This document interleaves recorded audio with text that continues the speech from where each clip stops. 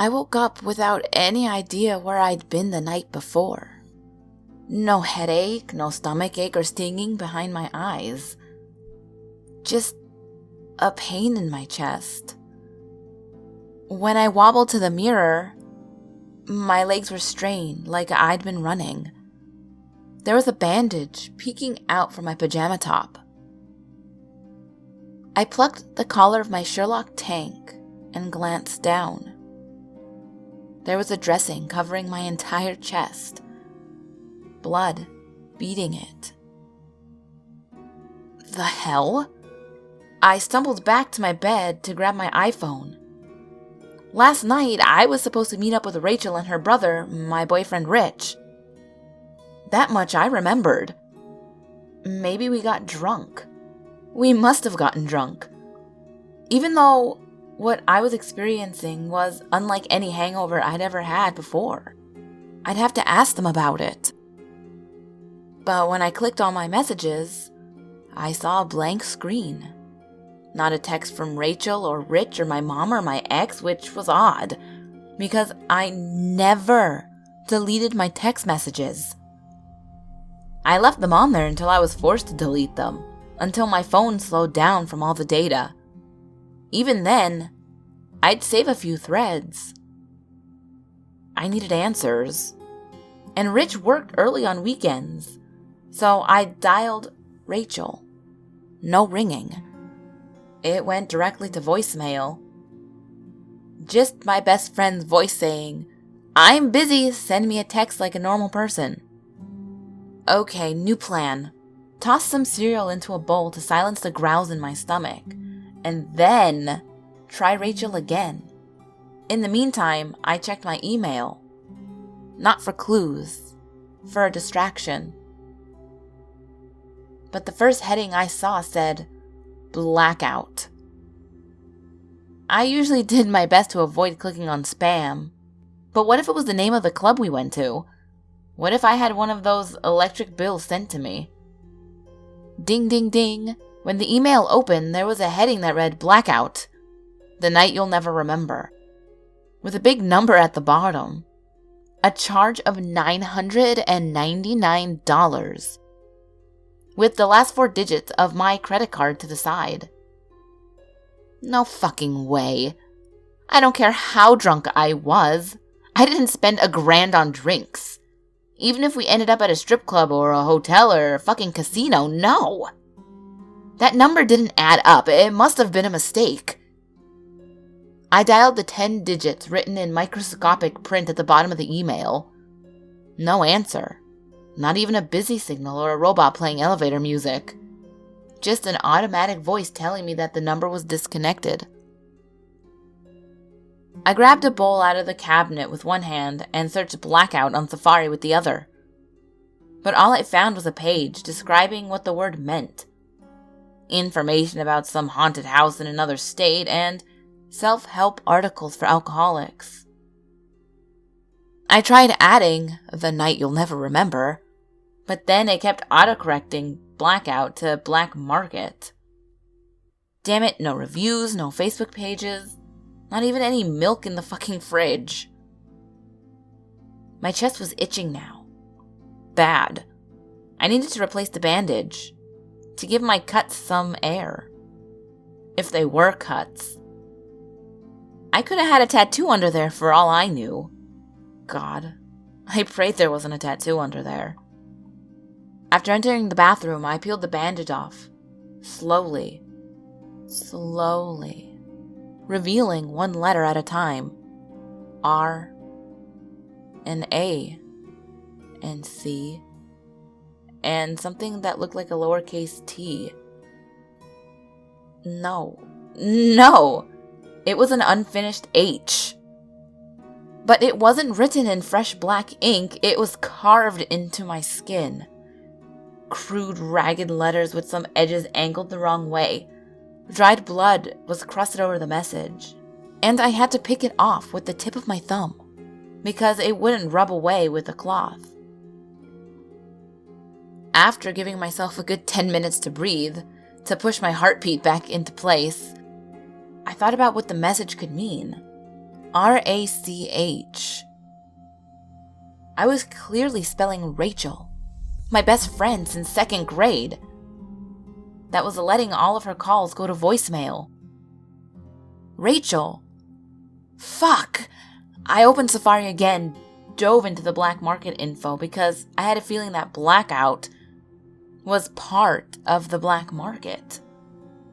It took me a while, but I found the company. They mimicked blackouts. They found a way to prevent neurons from interacting with each other, like they were meant to, blah blah blah.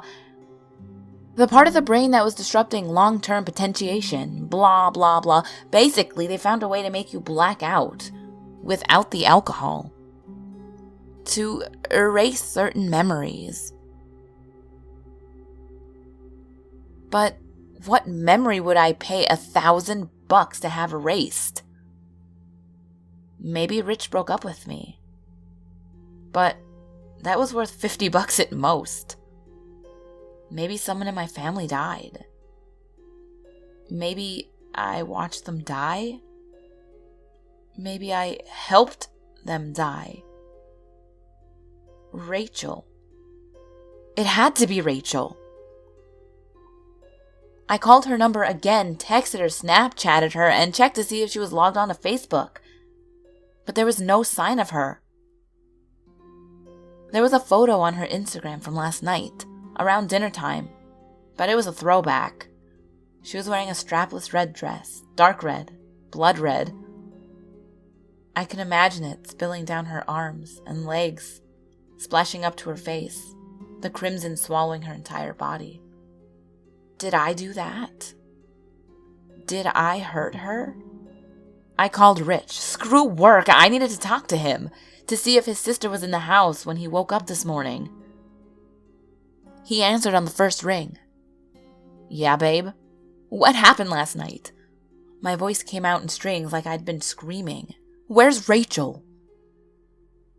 Don't think about last night, alright? You had a little too much to drink, no big deal. You have to tell me what happened. You got wasted, you blacked out. If you don't remember the rest, there's probably a good reason. No. My vocal cords shook along with my jaw and my knees and my fingertips. No, I did not black out. I was given a blackout. There's this procedure, I looked it up online. There's this company and I think it's illegal, but I paid them to erase something. And I need to know what. He was silent. Rachel's name is carved into my goddamn chest, Ritchie. Just tell me if she's alright. He cleared his throat. And when he spoke, he sounded like a different person. Meet me at my house in a half hour, he said and hung up. I could picture it. Killing her. Grabbing her red curls and yanking her backwards. Taking a broken beer bottle to her dull, smooth cheeks. Sliding it across her pierced lips. Shaking and slashing and stabbing. And then chopping pieces apart while she was still warm.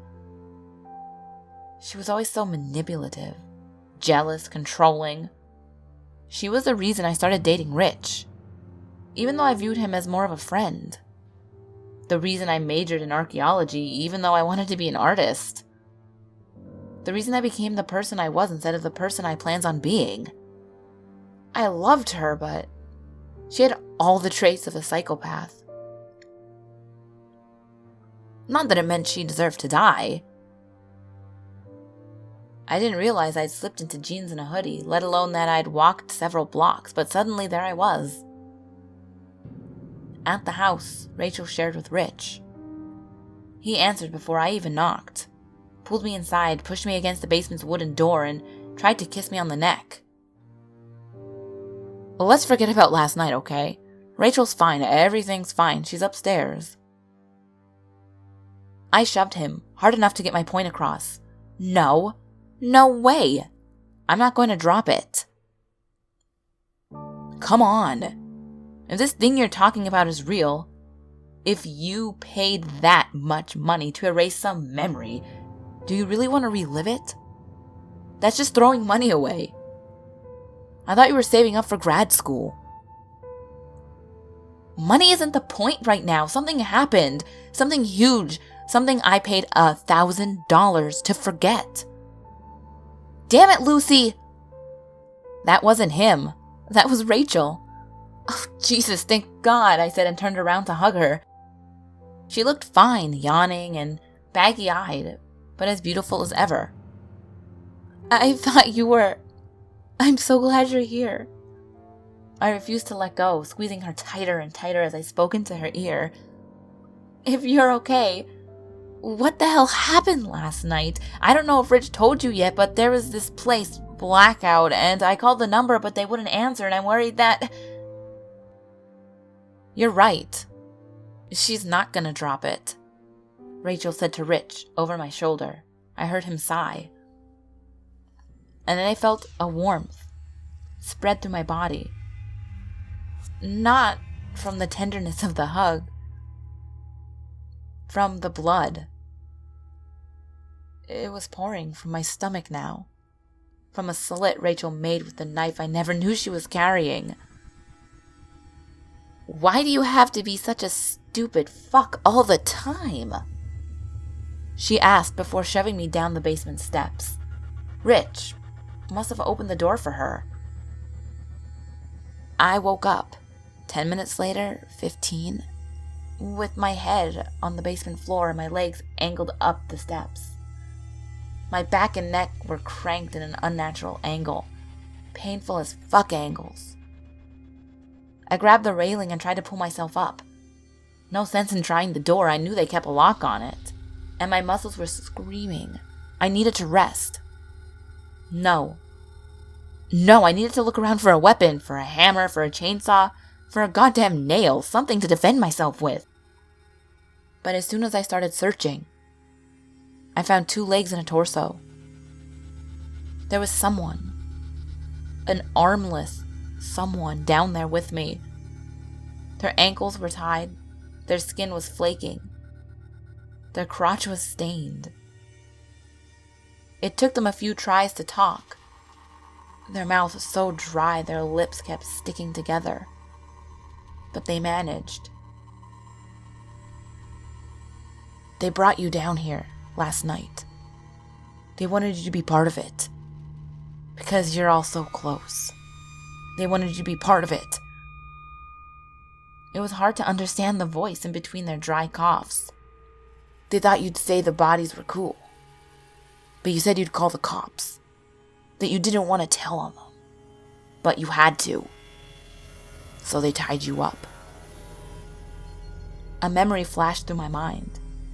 Of standing against a pillar. Of being tied to that pillar. With the rope scratching against my stomach. That was why my legs hurt. I'd been standing for hours. They didn't want to kill you, you know. They didn't know what to do with you. The voice continued. They didn't want to kill you. They offered to take you someplace. Make you forget. Blackout. They really needed to enhance their procedures because I was starting to remember bits and pieces. I could remember agreeing to get my memory wiped. Because I thought it would buy me some time. That it would save me from death. I could remember asking to use the bathroom before we left and cutting into my chest to remind myself of what happened. I could remember being pissed that I couldn't finish carving Rachel's name.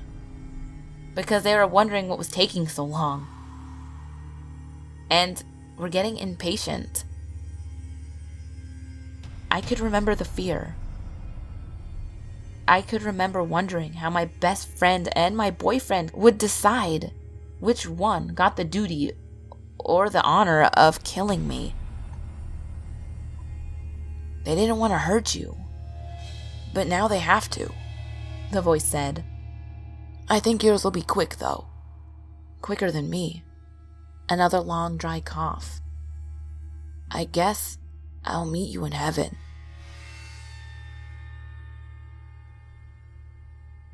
Ghouls, I hope you enjoyed this story. I'm sorry I didn't post this on Monday, but I really wanted to post that vlog because my friend was in town. I figured it would be fun to vlog.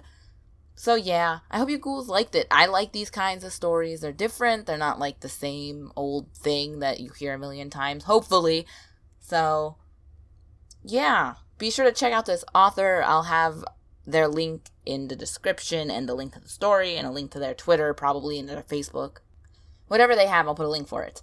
But as always, ghouls, the last video will be on the top left, the next video will be on the bottom left. All my social medias are on the screen as well as in the description box below. And remember, there's always someone or something watching you.